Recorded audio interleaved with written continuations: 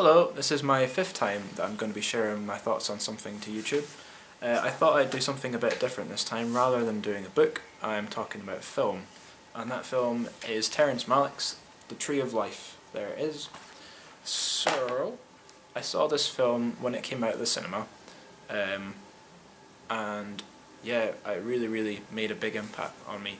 Maybe you know that feeling when you've gone to the cinema, and as you're walking out through the door, you feel quite different as you normally would in your everyday life. You feel like the film's changed you, and that's what this film did to me.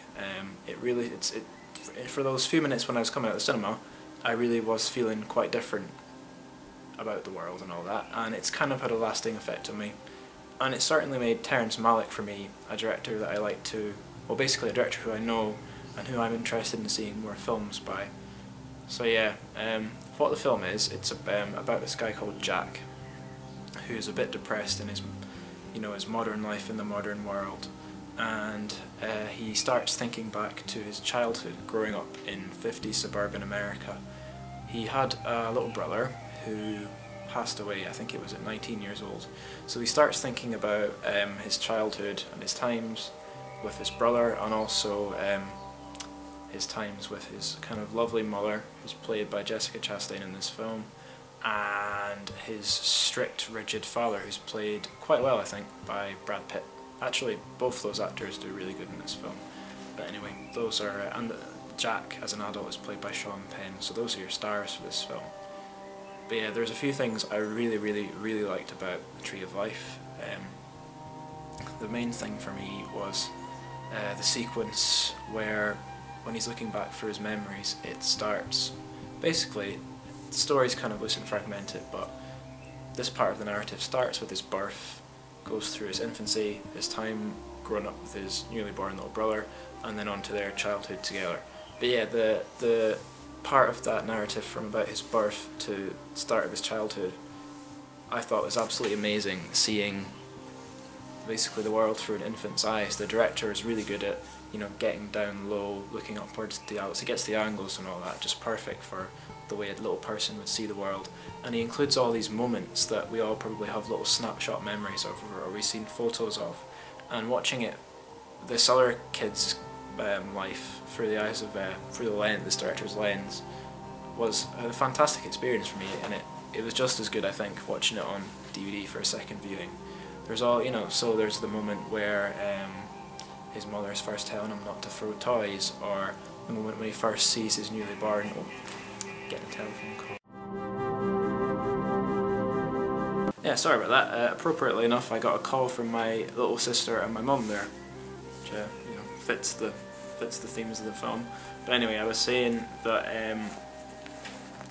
the part of this film I really like is the infancy part, where you're seeing all these scenes that you might have snatched memories of, or you might have photos of. So yeah, you see him taking his first steps, seeing his little infant brother, his newborn brother, for the first time. There's lots of stuff. Yeah, seeing his mother dance around, seeing her catch a butterfly, thinking his mum's just amazing, which most of us did at a young age. In fact, there's one scene, it's not an amazing scene, it's not a stupid scene, but it's the one that one of the ones people inevitably talk about, where they put Jessica Chastain on some wires or something and have mum flying about for a few seconds. She's obviously, it's not literal, but it does make sense in a way, because we all thought our mum was kind of magic and amazing when we were little. Maybe some of us still do.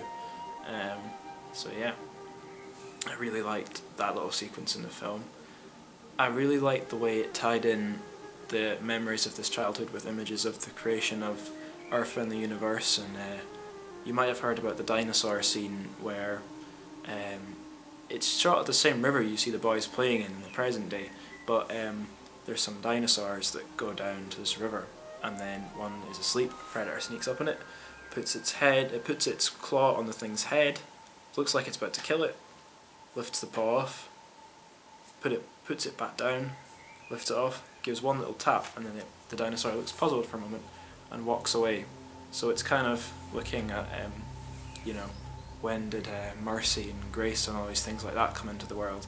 things that Terrence Malick seems to have a bit of concern about, being I don't know if he's a Christian, but he has all these Christian themes in his films, so there's lots of talk of grace in this film, possibly because it's set in 50s suburban America, so most families are, you know, fairly God-fearing, so they're kind of what you think of as being kind of fusty, boring.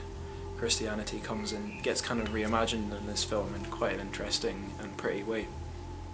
So yeah, another thing I really liked about the film was the colours and the cinematography. It's just a really well shot, great looking film. Lots of lovely kind of shots to see, as well as the actual cinematography. The editing's great as well. It has an amazing flow to it.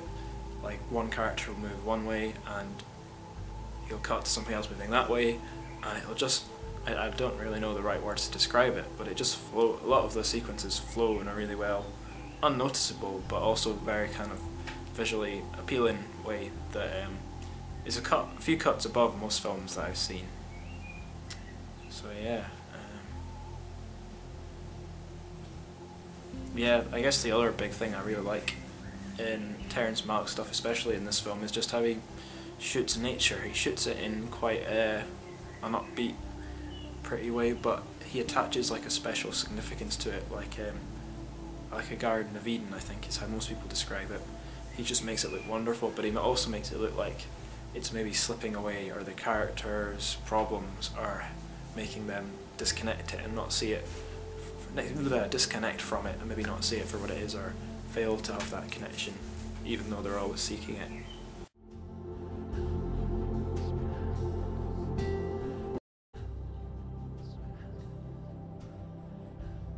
So this film got me into Terrence Malick, and since then I've seen a couple more of his films. I watched The New World last summer, which was kind of similar to Tree of Life. There's this whole kind of back to innocence, nature theme.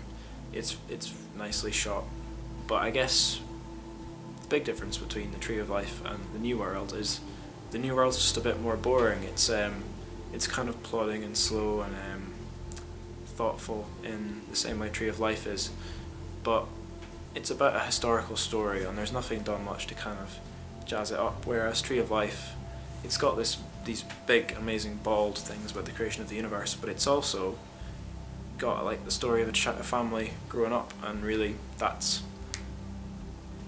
it's quite an original idea, I suppose, the way, and especially the way it's handled. So yeah, it's more interesting than that. And the other one I saw was Badlands, which is his debut film from the 70s, and that was a lot more normal and much more like a standard film, but it was interesting because you could see where all these Terrence Malick-y type images and ideas were kind of in their raw stage.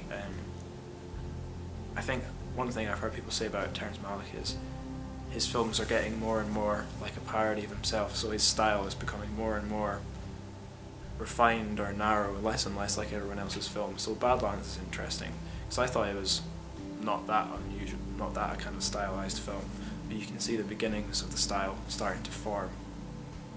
So yeah, the only other thing I'm going to say is a bit of shameless self-promotion. I have an ebook on Amazon for sale. It's £1 if you live in the UK, $1.50 if you live in America, and I'll link to the About Me part of this video. So yeah, that's all I have to say. Thanks for watching, and do subscribe or like, or no, leave a comment actually. If you've seen this film, you disagree with what I said, if you agree, if you like the film, if you didn't like the film, leave a comment. I'd love to have a chat with you. So thanks, and bye.